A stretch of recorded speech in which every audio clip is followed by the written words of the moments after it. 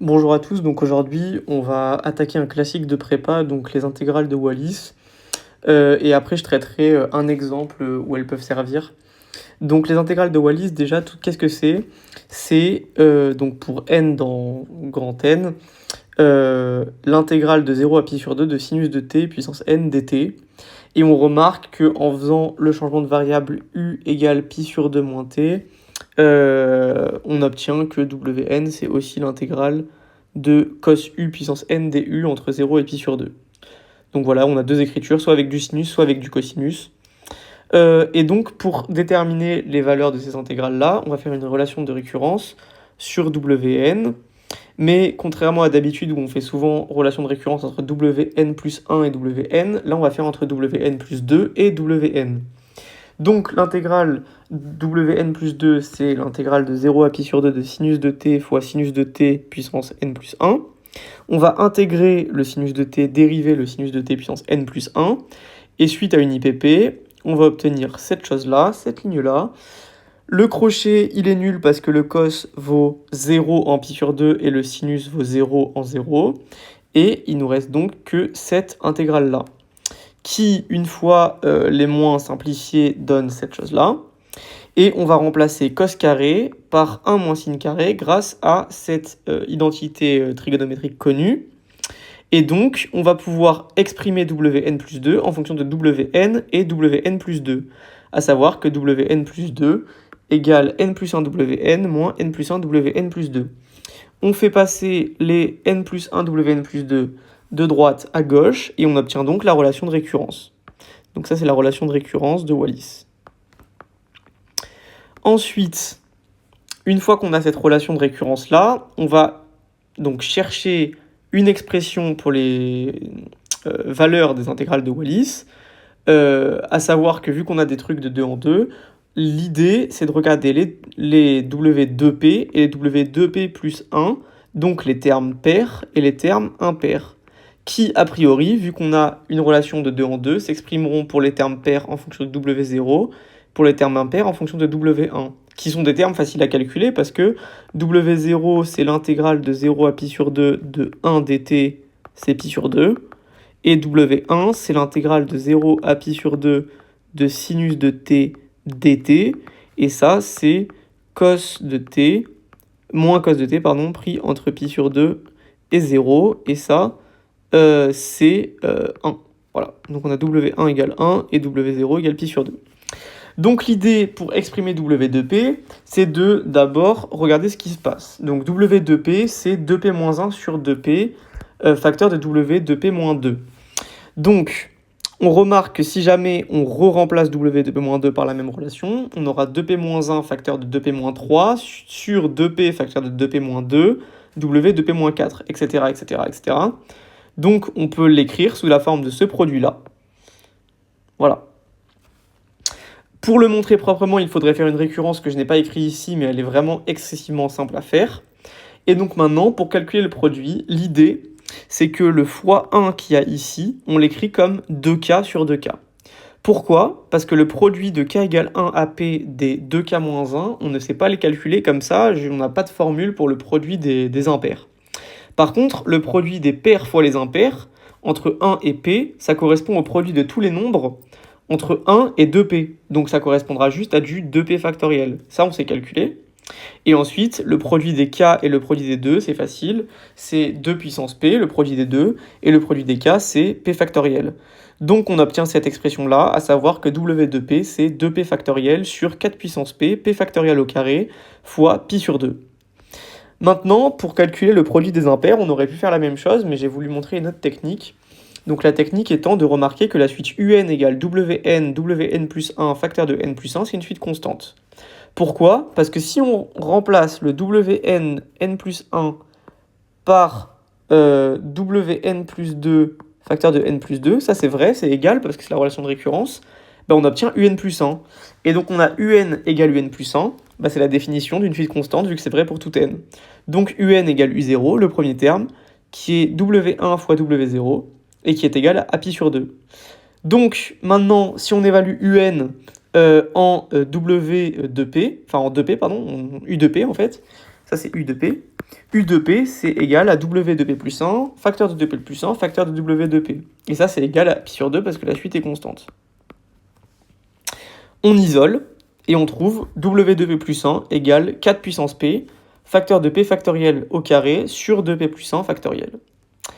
Ensuite, on peut remarquer que la suite Wn est décroissante, parce que si on fait Wn plus 1 moins Wn, on a l'intégrale de 0 à pi sur 2 de sinus de t puissance n, facteur de sinus de t moins 1.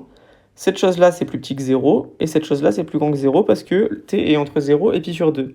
Donc, par positivité de l'intégrale, cette intégrale-là, elle est négative, donc Wn plus 1 est inférieur ou égal à Wn.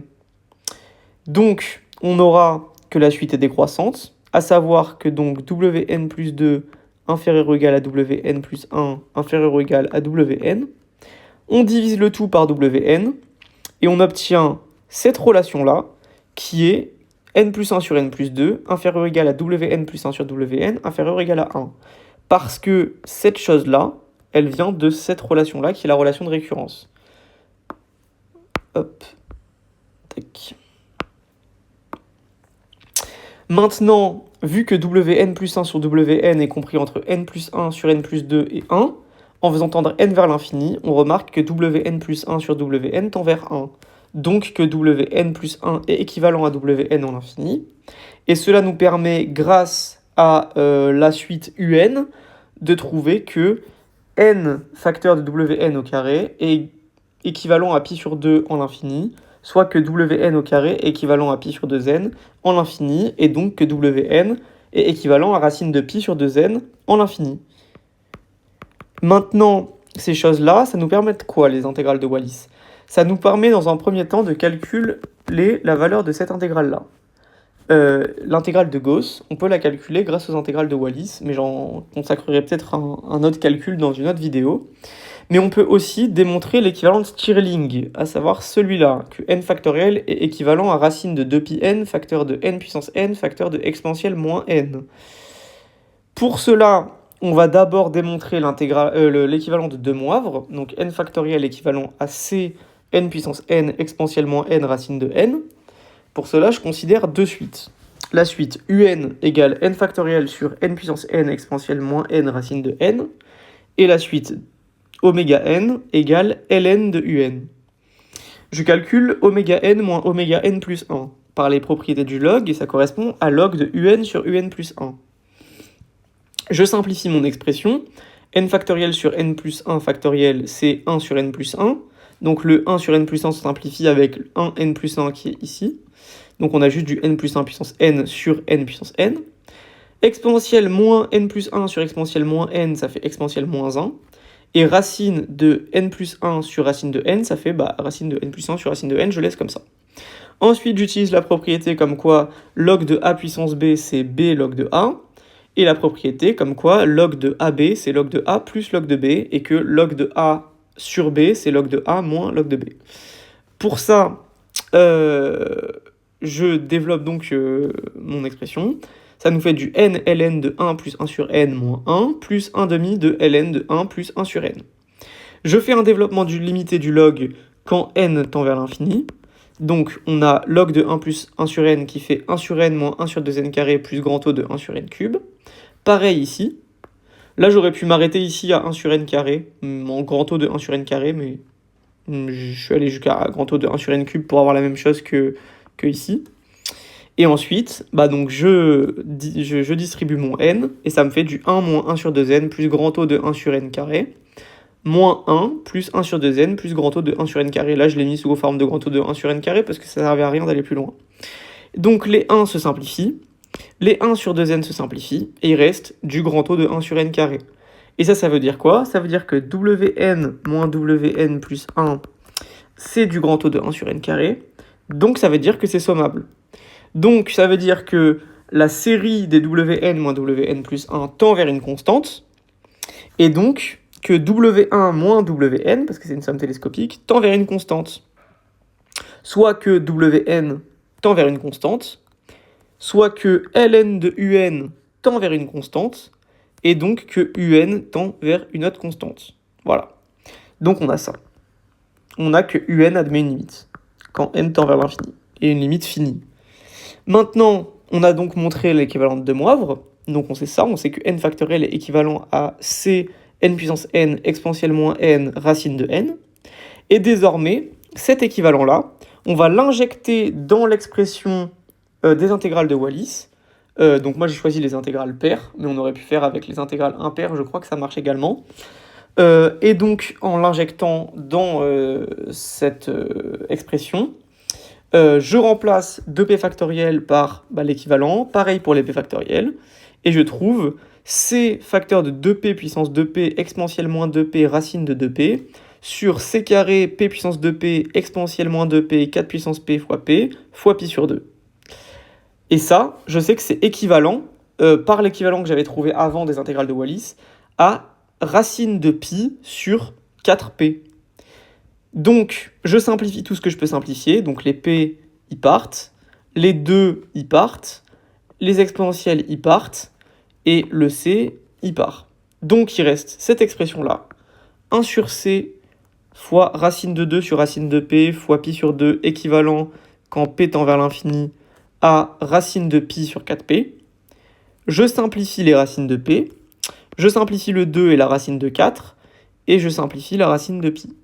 Et il me reste quoi? Il me reste racine de 2pi sur c équivalent à 1. Et équivalent à 1, ça veut dire quoi? Ça veut dire que la limite tend vers 1. Donc ça veut dire que racine de 2pi sur c tend vers 1 quand p tend vers l'infini. Voilà. Et donc ça veut dire que c égale à racine de 2pi. Et on a donc montré l'équivalent de Stirling, à savoir que n factoriel équivaut à, quand n tend vers l'infini, à racine de 2pi n, n puissance n exponentielle moins n. Et c'est tout pour cette vidéo.